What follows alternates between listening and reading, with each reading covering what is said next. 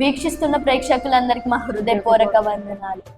రోజు పొద్దున్నే లేచి బైబిల్ చదువుతున్నారా, ప్రార్థన చేస్తున్నారా, మేము చెప్పే డైలీ గాసిప్ చూస్తున్నారా? బాగుంటే కనుక లైక్ చేసి షేర్ చేయండి.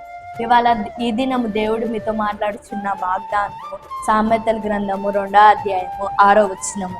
యెహోవా జ్ఞానమిచ్చువాడు, తెలివియు వివేచనయు ఆయన నోటి నుండి వచ్చును. ఆమేన్. ఈ వాక్యం ఇవాళ ఈ దినమంతా ఈ వాక్యం ఫలించాలనుకుంటున్నాము. ఇప్పుడు జ్ఞానము టాపిక్ ఏంటంటే జ్ఞానము. ఇప్పుడు మనం లోకంలో ఉన్న అపహాస్యుల మధ్యలో తిరుగుతాము, దుష్టుల మధ్యలో తిరుగుతున్నాము.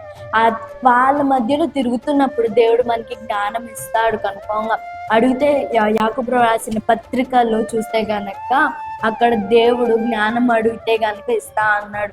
అంటే దేవుడు మనము ఎప్పుడు అడుగుతామో వెయిట్ చేస్తున్నాడు అంట దేవుడు. మనం అడిగితే గనక దేవుడు కన్ఫామ్ గా జ్ఞానాన్ని ఇస్తాడు. ఇప్పుడున్న జనరేషన్ లో గనక జ్ఞానాన్ని ఎక్కడ చూస్తారంటే మెయిన్ మొబైల్లో చూస్తారు. ఏమైనా వచ్చిందా, mobile open the Google search చేసాడో వచ్చేసింది.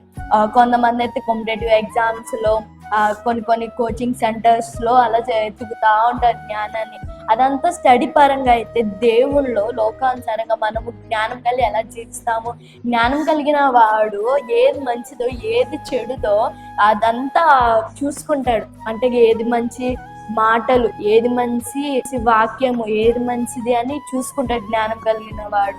మా జ్ఞానం లేని వాడు అన్నిటి ఊరికే అది అబద్ధమైనా సరే కూడా నమ్మేస్తాడు. జ్ఞానం లేనివాడు మనము దేవుని జ్ఞానం అడిగితే గనక కన్ఫామ్ గా ఇస్తాడు. ఇక్కడ సొలొమోన్ గారు చూసుకుంటే గనక ఆయన గొప్ప రాజు. ఆయన ప్రజలని పరిపాలించడానికి ఒక గొప్ప విషయాన్ని అడిగాడు. తెలుసా ఏంటిదో తెలుసా? ఆయన ప్రజలను పరిపాలించడానికి, న్యాయంగా పరిపాలించడానికి జ్ఞానం అడిగాడు. ఈ గొప్ప జ్ఞానాన్ని ఆ బిడ్డకి దయచేశారు. ఈ చిన్న వాక్యం ఈ దినమంతా ఫలించాలని కోరుకుంటూ అందరికి వందనం.